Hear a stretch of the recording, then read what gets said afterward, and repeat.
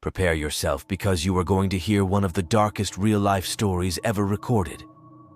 This is the tale of a shadowy figure who used the dark web to hunt down his victims, finding their addresses and mercilessly ending their lives. In the grim depths of the dark web, where anonymity is a shield and morality is a relic, a figure known only as the Reaper lurked.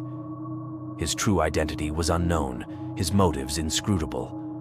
He was a ghost in the machine, a harbinger of death who could find anyone, anywhere. The Reaper's dark odyssey began in the twisted forums and encrypted chat rooms where the most depraved individuals shared their darkest desires. There he found a market for information, personal details, addresses, lives reduced to data points. For a price, one could buy anything, and for the Reaper, the currency of choice was blood. His first victim was a young woman named Emily. She lived alone in a small suburban house, her life quiet and unassuming. But to the Reaper, she was just an address purchased from a nameless vendor. He studied her routine meticulously, learning her habits, her schedule, the way she moved through her days, unaware of the dark cloud looming over her. On a cold, moonless night, the Reaper made his move. He bypassed her security system with ease, a testament to his skill and preparation.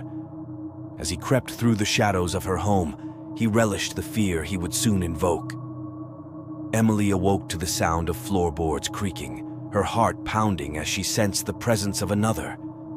Before she could react, he was upon her, a whisper of movement and a flash of steel.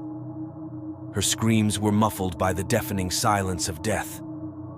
Word of Emily's brutal murder spread, but it was dismissed as a tragic anomaly. The Reaper, however, was just beginning. He savored the thrill of the hunt, the power he wielded over life and death. Each new victim was a game, their addresses procured from the dark web's deepest recesses.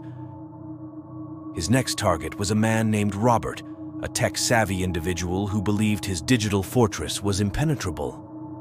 Yet, the Reaper's expertise in the dark arts of hacking rendered Robert's defenses useless. One night, as Robert worked late in his home office, he felt a sudden chill. He turned to see a shadowed figure emerging from the darkness. Panic gripped him, but his cries for help were silenced by the swift, ruthless efficiency of the Reaper's blade. The killings continued, each one more gruesome than the last. Families were torn apart, communities plunged into fear. The authorities were baffled, unable to trace the killer who left no evidence, no traceable digital footprint. The dark web buzzed with rumors and speculations, but none could pinpoint the Reaper's identity or motives.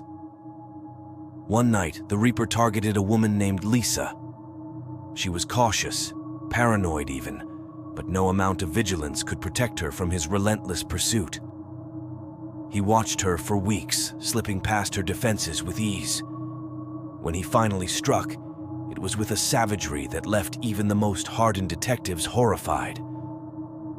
As the body count rose, a pattern began to emerge.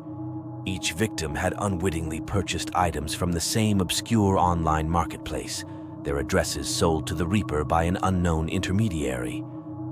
The investigation turned towards the dark web, but it was a labyrinthine world where shadows held secrets and trust was a rare commodity. In the end, the Reaper's reign of terror came to a sudden, brutal end. During an attempted break-in, his would-be victim fought back, and in the ensuing struggle, the Reaper was fatally wounded. He died as he had lived, shrouded in mystery and darkness. When the authorities finally uncovered his hideout, they found a chilling collection of data, evidence of his many victims, and the methodical nature of his killings. The dark web is a place where evil can thrive, unchecked and unchallenged.